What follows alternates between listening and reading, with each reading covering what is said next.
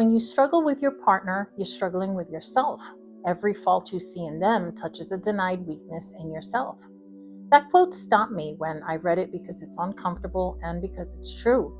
Most of us believe that relationship conflict is about them, what they said, what they didn't do, how they showed up wrong. But what if the real work of relationships isn't about fixing another person at all? What if relationships exist to reveal us? Relationships function as mirrors, not polite mirrors, not flattering mirrors, but deep, unfiltered reflections of our inner world. Your partner doesn't create your wounds, they activate them. They bring unconscious patterns to the surface, patterns that were formed long before them. Childhood conditioning, emotional defenses, unmet needs, old survival strategies.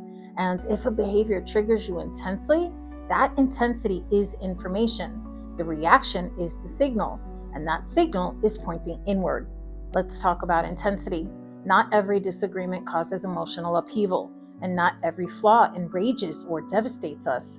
So when something hits hard, when it feels disproportionate, that is your clue. So you need to ask yourself, why does this bother me so much? What story am I telling myself in this moment? And what fear just got activated? Often the reaction isn't about what's happening now. It's about what it's reminding you of. Abandonment, rejection, not being seen, not being enough, losing control, losing safety. Your nervous system remembers before your mind even understands. One of the hardest truths in conscious relationships is this: we're often triggered by qualities that we have disowned in ourselves. So if you're deeply irritated by someone's passivity, control, emotional distance, neediness, arrogance, avoidance, ask yourself, but not with blame, with curiosity. Where does this live in me? Where was I taught that this is unsafe? Where was I punished for expressing this? Where did I learn to suppress or overexpress this trait? Sometimes we project our shadow, the parts of ourselves that we were taught to hide, onto the next person closest to us. And nothing brings the shadow up faster than intimacy. Most relationship advice focuses on correction. Communicate better, set boundaries, fix the behavior. And those things do matter, but they're incomplete without self-inquiry.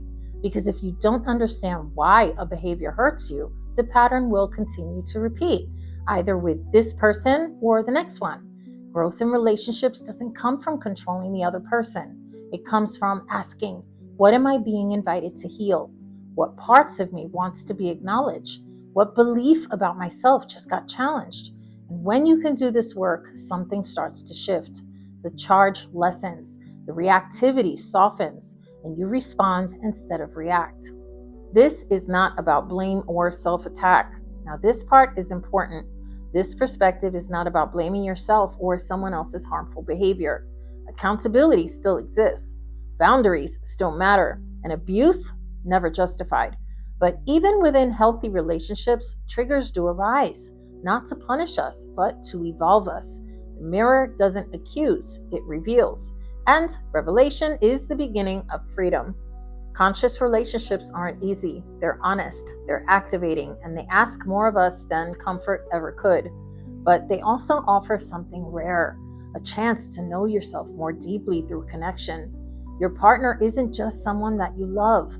They are a teacher, a reflection, a catalyst. And every time you choose awareness over defensiveness, curiosity over blame, presence over projection, you grow, you evolve.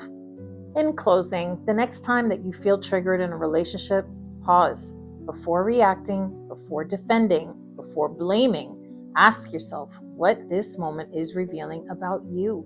Not to shame yourself, not to invalidate your feelings, but to understand them. Because relationships aren't here to punish us. They're here to evolve us.